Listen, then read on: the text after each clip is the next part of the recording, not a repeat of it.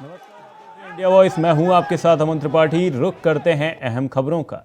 मुख्यमंत्री योगी आदित्यनाथ ने आज लखनऊ में नशा मुक्त प्रदेश सशक्त प्रदेश अभियान का शुभारंभ किया। इस मौके पर उन्होंने युवाओं से अपील की है कि नशा नाश का कारण बनता है, इससे बच कर रहें। वहीं इसके बाद सीएम 2 दिवसीय दौरे पर गोरखपुर पहुंचे। वहीं गीडा के सेक्टर 26 स्थित एथेनॉल प्लांट का शिलान्यास किया। इसके बाद वह उन्हें केयान डिस्टिलरी का शिलान्यास किया। बता दें कि एथेनॉल प्लांट 1200 करोड़ की लागत से 300 एकड़ में बनेगा। वहीं प्लांट से 7.5 मेगावाट बिजली का उत्पादन भी होगा।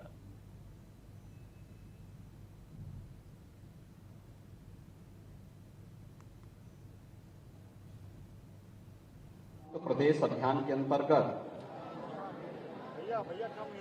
एकजुट होकर प्रतिज्ञा करते हैं कि न केवल स्वयं को बल्कि समुदाय, परिवार, मित्र को भी नशा मुक्त कराएंगे।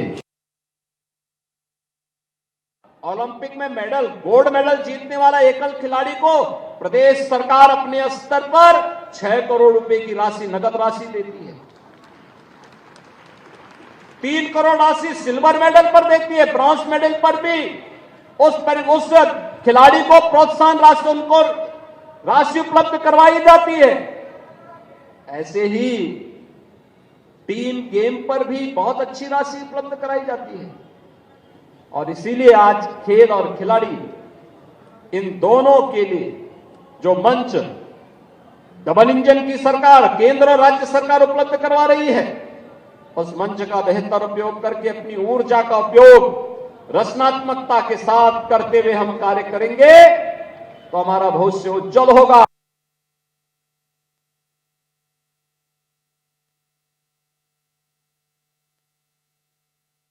आपको बता दें, सीएम योगी आदित्यनाथ आज गोरखपुर दौरे पर पहुंचे, जहां पर उन्होंने एथेनॉल प्लांट का शुभारंभ किया। साथ ही 1200 करोड़ की लागत से यह प्लांट बन रहा है, जिससे बिजली का उत्पादन भी होगा। आपको बता दें, 2 दिवसीय गोरखपुर दौरे पर सीएम योगी आदित्यनाथ पहुंचे हैं, जहां पर एथेनॉल प्लांट का सीएम ने शिलान्यास किया है।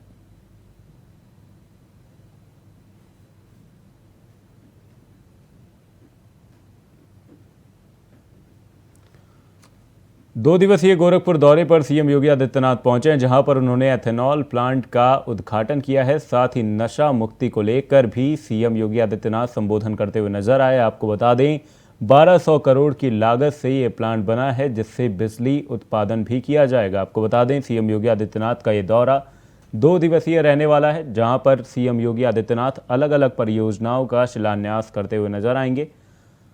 सीएम योगी आदित्यनाथ ने 1200 करोड़ की लागत से बने एथेनॉल प्लांट का उद्घाटन किया है, जिससे बिजली का उत्पादन भी किया जाएगा।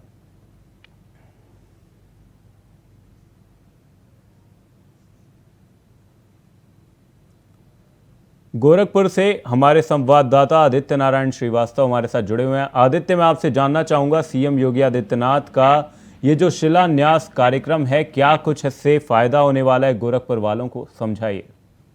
जी, जैसा कि मैं आपको बताना चाहूंगा, योगी आदित्यनाथ के दौरे पर गोरखपुर में इस टाइम आए हुए हैं। आज वो गोरखपुर में 11 बजे एथेनॉल प्लांट का, जो कि गीडा सेक्टर 26 में शिलान्यास चाहिए। यह परियोजना बहुत ही महत्वपूर्ण परियोजना है, क्योंकि इससे करीब 2000 रोजगार जनरेट होंगे। प्रत्यक्ष रूप से चाहे परोक्ष रूप से कहा जाए तो बहुत से युवाओं को रोजगार मिलेगा। यह एथेनॉल प्लांट की सबसे बड़ी खासियत क्या है कि यहाँ पर एथेनॉल प्लस ईएनए जो एक प्रकार का एथेनॉल ही है, एक्स्ट्रा नेचुरल एथेनॉल का उत्पादन किया जाएगा। और तो और मैं आपको बताना चाहूंगा, इस एथेनॉल प्लांट से भविष्य में बहुत सी ऐसी चीजें हैं जो गोरखपुर में युवाओं को, जो बाहर जाते थे नौकरी करने या रोजगार के लिए, वो यहीं पर करके काफी कुछ होगा। जी, साथ ही आदित्य, आपसे ये भी जानना चाहूंगा, एथेनॉल प्लांट से बिजली का उत्पादन भी होने वाला है, तो बिजली उत्पादन किस तरीके से, किस प्रक्रिया को लेकर किया जाएगा? जी, जैसा कि मैं करीब 5 मेगावाट बिजली का उत्पादन यहाँ पर चावल की भूसी वगैरह से टेक्निकल तरीके से किया जाएगा। इस उत्पादन से काफी कुछ बाहर भी बिजली दी जा सकेगी और एथेनॉल प्लांट चलाने में काफी मदद मिलेगी। जी, साथ ही सीएम योगी आदित्यनाथ का ये दौरा 2 दिवसीय रहने वाला है। इस 2 दिवसीय दौरे में सीएम का क्या कुछ कार्यक्रम रहने वाला है?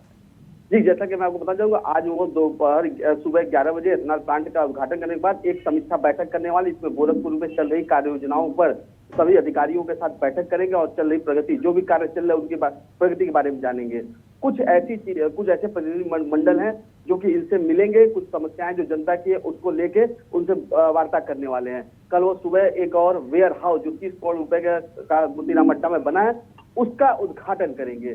कल सुबह जनता दरबार भी लगाएंगे, जनता से मुखातिब होंगे और जनता की समस्याओं का समाधान के लिए अधिकारियों को निर्देशित करेंगे। जी, साथ ही ये भी निकलकर सामने आया कि इससे युवाओं को रोजगार भी मिलने वाला है। करीब 3,000 रोजगार यहाँ पर यह एथेनॉल प्लांट देने वाला है, इसको भी जरा समझाइए। जी, मैं आपको बताना चाहूंगा कि करीब 3,000 रोजगार यहाँ पर होंगे, जिससे प्रत्यक्ष और परोक्ष रूप से रोजगार लोगों को मिलेंगे। यह बहुत बड़ी योजना है। ये एक इंडस्ट्री हब जिसे कहता है, गोरखपुर एक हब बन रहा है इंडस्ट्री का, जिसमें काफी प्लांट और इसके बाद भी योगी आदित्यनाथ द्वारा कई और भी प्लांट लगा, जैसे आपको बताना चाहूंगा कि अभी एक प्लांट और भी लगना है आपका धुरियापार में, उसका भी योगी आदित्यनाथ शिलान्यास कर चुके हैं। इस प्रकार कई ऐसे योजनाएं जिसके रोजगार बहुत से यहाँ पर निकलेंगे और युवाओं को बहुत ही इसका लाभ होगा। वो बाहर न जाके अपने ही क्षेत्र में रोजगार प्राप्त कर सकेंगे। जी, साथ ही आदित्य ये भी निकलकर सामने आया कि जो प्राइवेट सेक्टर के जो निवेशक हैं उनको भी इस प्लांट के जरिए आगामी चीज़ों को लेकर उन्हें भी अपनी तरफ सरकार खींचने की कोशिश कर रही है कि आने वाले टाइम में और भी तरीके के उद्योग उत्तर प्रदेश में स्थापित किए जाएं। जी, जैसा कि 2022 में ग्लोबल इन्वेस्टर मीट हुई थी, उसमें बहुत सी चीजों का एमओयू साइन हुआ था। इसमें से ये जो वेयर हाउस की परियोजना है उसी अंतर्गत है। आपको मैं बताना चाहूंगा, गोरखपुर में चूंकि काफी पीछे था, इसलिए जब से योगी सरकार बनी है यहाँ पर उद्योगपतियों को उद्योग करने के लिए काफी रियायत मिली है। जमीनें आसानी से प्राप्त हो रही हैं, एनओसी आसानी से मिल जाए, इसलिए काफी हद तक उद्योगपति यहाँ पर उद्योग लगाने के लिए आगे बढ़ रहे हैं। जी, बहुत बहुत धन्यवाद आदित्य तमाम जानकारी के लिए। आपको बता दें 1200 करोड़ की लागत से ये प्लांट बनाया जा रहा है। वहीं 2 दिवसीय दौरे पर गोरखपुर के सीएम योगी आदित्यनाथ रहने वाले हैं, जहां पर उन्होंने एथेनॉल प्लांट का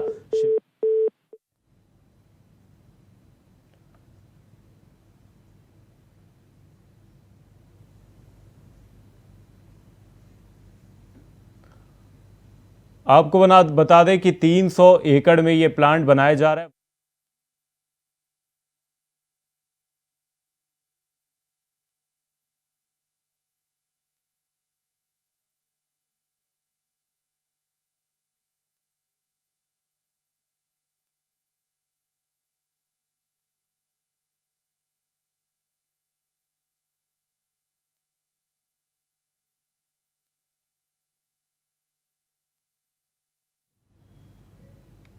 उद्धव बालासाहब ठाकरे गुट की शिवसेना के राज्यसभा सांसद संजय राउत ने देशद्रोह कानून को लेकर गृह मंत्री पर निशाना साधा है। उन्होंने कहा, क्या सरकार डीआरडीओ के वैज्ञानिक प्रदीप कुरुलकर को बचाने के लिए देशद्रोह कानून हटा रही है? सुनिए क्या कुछ कहा संजय राउत ने।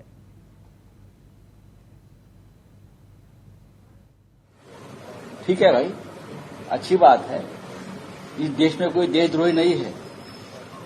जिसको ऊपर देशद्रोह का कानून लगाना चाहे था, आपने लगाया नहीं। पुणे में डॉक्टर प्रदीप कुरुलकर, जिसने पाकिस्तान को यहां से बैठकर हमारे डिफेंस के सीक्रेट बेचे हैं, जो आरएसएस का हार्डकोर कार्यकर्ता है, उनको तो अपने देशद्रोह का कानून नहीं लगाया था। उसको बचाने के लिए आपने निकाला है कानून। ऐसे बहुत से लोग हैं जिसको ऊपर कानून लगाना चाहिए। तो देशद्रोह का कानून हमने निकाल दिया तो किसी की सहूलत के लिए निकाला है क्या? जैसे मैंने एक उदाहरण दिया, को हमने रद्द किया। अगली खबर प्रयागराज से सामने। आपको बता दें, प्रयागराज से इस वक्त की बड़ी खबर आपको बता रहे हैं। माफिया अतीक के बेटे अली पर मुकदमा दर्ज किया गया। प्रयागराज से माफिया अतीक के बेटे अली पर मुकदमा दर्ज किया गया है। गुर्गे, असाद, कालिया समेत 5 पर मुकदमे दर्ज किए गए हैं। वहीं करेली थाना में मोहम्मद अफजल ने केस कराया है 30 लाख की रंगदारी मांगने। वहीं मारपीट का अली पर आरोप है। साथ ही जान से मारने की धमकी देने का भी आरोप लगाया गया है। वहीं गुर्गे, अल्तमश और फैजान को भेजकर यह धमकी दी गई है। गुर्गे अल्तमस फैजान पर धमकी, रंगदारी मांगने का आरोप है। वहीं करेली पुलिस फिलहाल मुकदमा दर्ज कर जांच पड़ताल में जुटी हुई है। इस वक्त ये बड़ी खबर अतीक के बेटे अली को लेकर सामने आ रही है। आपको बता दें, करेली पुलिस मुकदमा दर्ज कर जांच पड़ताल में जुटी हुई है। धमकी देने और रंगदारी मांगने का आरोप है। माफिया अतीक के बेटे अली पर मुकदमा दर्ज कर दिया गया है। इस वक्त की ये बड़ी खबर आपको बता रहे हैं, गुर्गे असाद कालिया समेत 5 पर मुकदमा दर्ज किया गया है।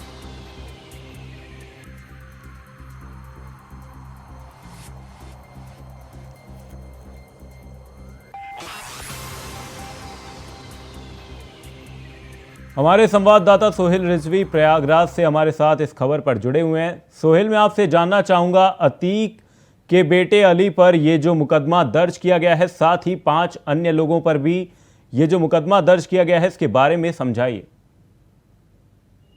देखिए, दरअसल अतीक का ये दूसरे नंबर का बेटा है जो फिलहाल जेल में बंद है। उसके साथ ही असाद कालिया सहित 5 लोगों पर एक मुकदमा करेली थाने में दर्ज कराया गया है। मोहम्मद अफजल नाम के शख्स ने ये मुकदमा दर्ज कराया है। उसकी तरफ से आरोप लगाए गए हैं कि 30 लाख की उससे रंगदारी मांगी गई, उसके साथ मारपीट और जान से मारने की उसको धमकी दी गई। इस तरह के गंभीर आरोप लगाए हैं, जिसके बाद करेली थाने में इस पूरे मामले में एक मुकदमा पंजीकृत कर लिया गया है। उसमें न सिर्फ अतीक का जो बेटा अली है जो जेल में बंद है, उसके साथी असाद और कुछ और लोग हैं जिनके खिलाफ ये मुकदमा दर्ज किया गया है। दरअसल बताया जा रहा है कि अतीक के इशारे पर, उसके कहने पर उसके गुर्गे अल्तमस और फैजान ने जाकर के इस तरह की धमकी दी और रंगदारी मांगी है, इस तरह का आरोप लगाया है। फिलहाल अब करेली की जो पुलिस है इस पूरे मामले में पंजीकृत करने के बाद मुकदमा उसकी तफ्तीश कर रही है, इसकी जांच कर रही है, क्या कुछ निकलता है। लेकिन इतना जरूर है कि एक और मुकदमा कह सकते हैं कि अतीक के बेटे पर दर्ज हो गया है। गंभीर आरोप में मुकदमा दर्ज हुआ है। फिलहाल पुलिस अब इस मामले की जांच में जुट चुकी है। जी शोएब, आपसे ये भी जानना चाहूंगा कि फिलहाल तो अतीक के बेटे अली की मुश्किलें ऑलरेडी इतनी बढ़ी हुई थी, लेकिन एक और मुकदमा दर्ज होने से किस तरीके से मुश्किलें और बढ़ती हुई नजर आई। फिलहाल तो अभी आरोप नहीं तय किए गए, लेकिन इस मुकदमे के बाद क्या ये संभावना है कि आने वाले वक्त में जो आरोप उन पर अभी तक तय नहीं किए गए हैं वो भी तय कर दिया जाए? बिल्कुल, निश्चित तौर पर मुश्किलें लगातार न सिर्फ बढ़ रही है, मुकदमों की संख्या भी बढ़ रही है। अतीक के बेटों पर जिस तरह से मुकदमे लिखे जा रहे हैं, उस पर जिस तरह से आरोप लग रहे हैं, वो गंभीर कह सकते हैं। और इस मामले में एक और मुकदमा लिखा गया है रंगदारी को लेकर के। अब कह सकते हैं कि पुलिस तमाम जो मुकदमे लिखे जा रहे हैं या इस तरह के जो मुकदमे हैं उसमें रिमांड पर भी ले सकती है, उनसे इस पूरे मामले में पूछताछ कर सकती है, क्योंकि अतीक फिलहाल उसका जो बेटा है वो जेल में है। साथ ही साथ जिन लोगों पर उसने और सहयोग किया था उनके जो नाम सामने आए हैं उनको पुलिस अब गिरफ्तार कर सकती है, उनकी तलाश शुरू कर सकती है और इस पूरे मामले की सत्यता के लिए वो उनसे पूछताछ कर सकती थी। इस तरह से कह सकते हैं कि मुश्किलें लगातार बढ़ रही हैं और जिस तरह से एक के बाद एक कई मुकदमे इस तरह से लिखे जा चुके हैं जिसमें कई गंभीर आरोप लगे हैं, खासतौर से रंगदारी से जुड़े ज्यादातर मामले हैं और जमीन से जुड़े मामलों पर जिस तरह से आरोप लगे हैं पिछले कुछ दिनों में अतीक और उनके जो गुर्गे हैं उनके खिलाफ उत्तर प्रदेश की योगी सरकार ने गंभीर एक्शन लिया था। कई संपत्तियों को न सिर्फ कुर्क किया गया, कई को जमींदोज किया गया, लेकिन उसके बाद भी अभी भी इस तरह के जो आरोप लगने का सिलसिला है वो जारी है और इस तरह से एक और नया मुकदमा फिलहाल अतीक के बेटे सहित कुछ लोगों पर दर्ज हुआ है। धन्यवाद शोएब, इस खबर पर तमाम जानकारी के लिए। आपको बता दें, अतीक अहमद के बेटे अली की मुश्किलें लगातार बढ़ती हुई नजर आ रही हैं। आपको बता दें, माफिया अतीक के बेटे अली पर एक और मुकदमा दर्ज कर दिया गया है।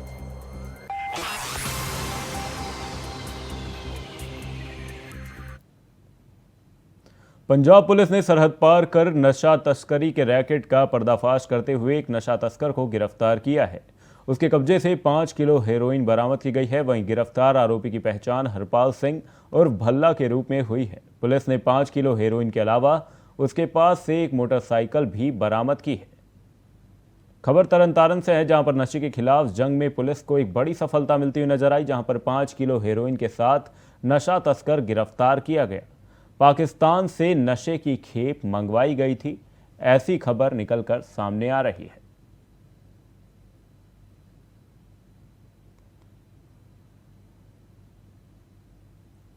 स्वतंत्रता दिवस को लेकर पूरे देश में अलर्ट जारी है, तो वहीं यमुनानगर में भी पुलिस प्रशासन अलर्ट मोड पर है। बता दें कि हर आने जाने वाले वाहन और संदिग्ध लोगों पर कड़ी नजर रखी जा रही है। साथ ही सीसीटीवी कैमरे से भी लोगों पर निगरानी की जा रही है। तो वहीं थाना प्रभारी पृथ्वी सिंह अपनी टीम के साथ कई होटलों और रेस्टोरेंट पर जाकर जांच कर रहे हैं। वहीं पुलिस अधीक्षक मोहित हांडा ने बताया कि यमुनानगर जिले की सीमा हिमाचल, उत्तराखंड और उत्तर प्रदेश से लगती है, इसलिए सीमा और सभी चौक पर नाकेबंदी बढ़ाई जा रही है। खबर यमुनानगर से, जहां पर स्वतंत्रता दिवस को लेकर पुलिस प्रशासन अलर्ट मोड पर है। पुलिस ने संदिग्ध वाहनों की चेकिंग की है और सीमा और सभी चौकियों पर नाकेबंदी बढ़ा दी गई है।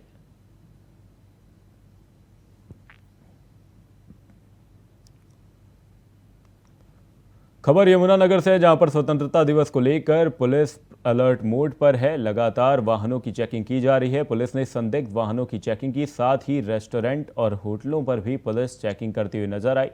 15 अगस्त को देखते हुए सुरक्षा चाक चौबंद की गई है।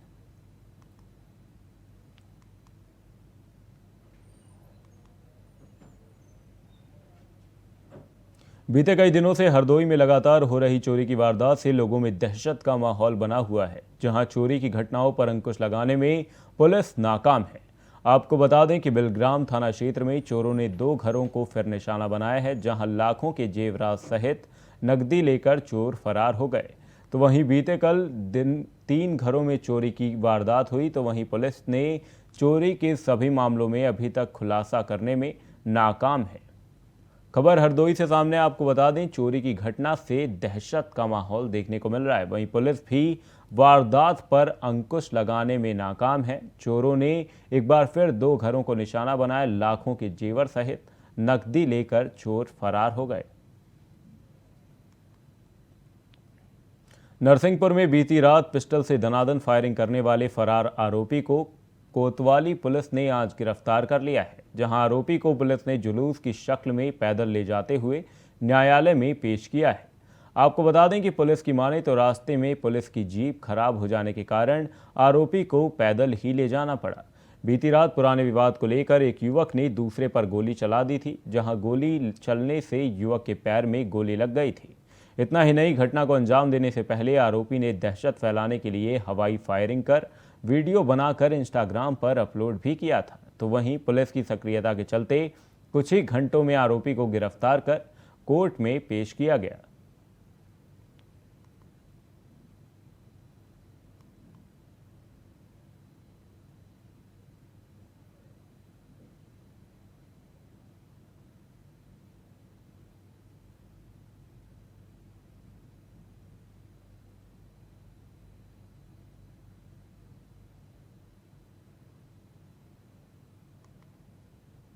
मुरादाबाद डीजीपी विजय कुमार ने सीएम के निर्देश पर अपराधियों पर शीघ्र कार्रवाई के निर्देश दिए थे, जहां न्यायालय में लगातार प्रभावी पैरवी की जा रही है। आपको बता दें कि महिला संबंधित अपराध, हत्या, लूट, डकैती जैसे अपराधों पर लगाम लगाई जा रही है, जहां पिछले 40 दिनों में 471 मामलों में सजा कराई गई है।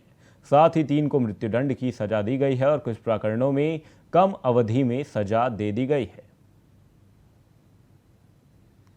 खबर मुरादाबाद से, जहां पर सीएम के कहने पर एक्शन मोड पर पुलिस नजर आ रही है। अपराधियों पर पुलिस ने शिकंजा कसा है। सीएम के निर्देश पर एक्शन मोड में पुलिस ने 40 दिन में 471 मामलों पर सजा सुनाई है। वहीं 3 को मृत्युदंड की सजा भी सुनाई गई है।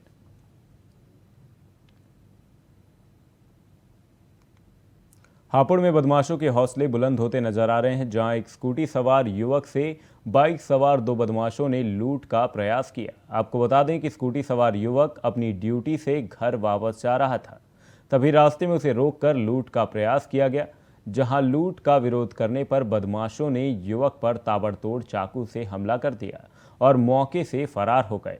तो वहीं मौके पर पहुंची पुलिस ने घायल युवक को उपचार के लिए अस्पताल में भर्ती कराया और बदमाशों की तलाश में पुलिस जुट गई है।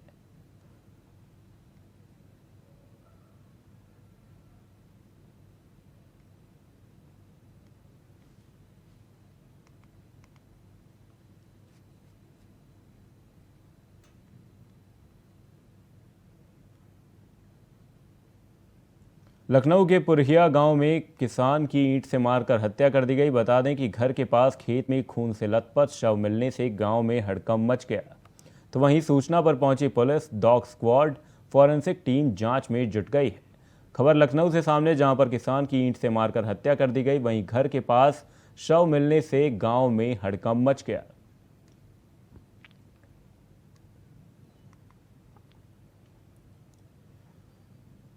छत्तीसगढ़ के भिलाई में 15 अगस्त के अवसर पर 76 किलोमीटर की तिरंगा यात्रा शुरू हो गई है। विधायक देवेंद्र यादव, महापौर नीरज पाल और जिलाध्यक्ष मुकेश चंद्राकर की अगुवाई में ये यात्रा पूरे भिलाई विधानसभा क्षेत्र में भ्रमण करेगी। इस तिरंगा यात्रा में भिलाई दुर्ग के हजारों लोग शामिल हुए हैं। वहीं सभी लोगों के लिए भोजन की व्यवस्था की गई है। इस दौरान सांस्कृतिक आयोजन भी देखने को मिलेंगे।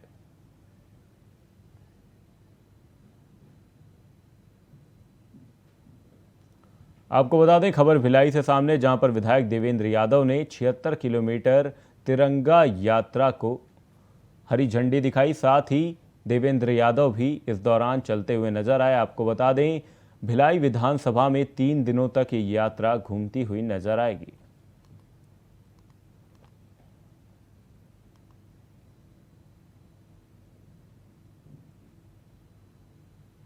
बीजेपी ने विधानसभा चुनाव के लिए अपनी तैयारियां तेज कर दी हैं। पार्टी केंद्र सरकार और संगठन के विभिन्न कार्यक्रमों के जरिए जनता के बीच जा रही है।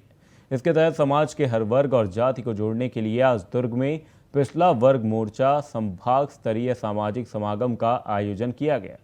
कार्यक्रम में केंद्रीय स्वास्थ्य मंत्री और चुनाव प्रभारी डॉक्टर मनसुख मांडविया शामिल होंगे और लोगों को संबोधित करेंगे। खबर दुर्ग से सामने, जहां पर चुनाव के लिए बीजेपी ने अपनी तैयारियां तेज कर दी हैं। पिछड़ा वर्ग मोर्चा के संभाग स्तरीय समागम कार्यक्रम की शुरुआत की गई, जहां पर कार्यक्रम में मनसुख मांडविया भी शामिल होने वाले हैं। वहीं कार्यक्रमों के जरिए जनता के बीच जाने की बीजेपी द्वारा कोशिश की जा रही है।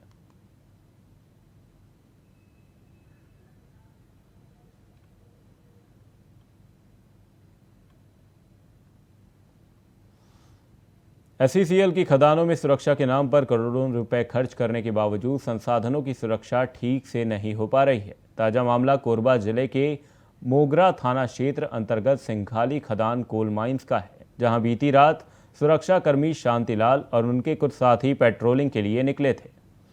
इसी दौरान उन्होंने देखा कि सिंघाली खदान के समीप 15 से 20 अनाधिकृत लोग चोरी करने के इरादे से इकट्ठे होकर खदान के अंदर दाखिल हो रहे हैं। लिहाजा सुरक्षाकर्मियों ने उन्हें रोकते हुए पूछताछ शुरू की। इससे वे लोग भड़क गए और उन्होंने सुरक्षाकर्मियों पर लाठी डंडे और पत्थर से ताबड़तोड़ हमला शुरू कर दिया। वहीं इस घटना में घायल सुरक्षाकर्मी शांतिलाल ने बाकी मोगरा थाने में शिकायत दर्ज कराई है। आपको बता दें, सिंघाली से ये पूरा मामला निकलकर सामने आया है।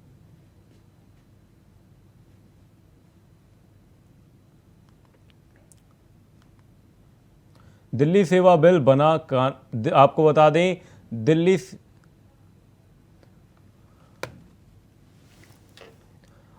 दें, फिलहाल के लिए इस बुलेटिन में सिर्फ इतना ही। खबरों के सिलसिले में इंडिया वॉइस पर सिलसिला रहेगा जारी। देखते रहिए इंडिया वॉइस।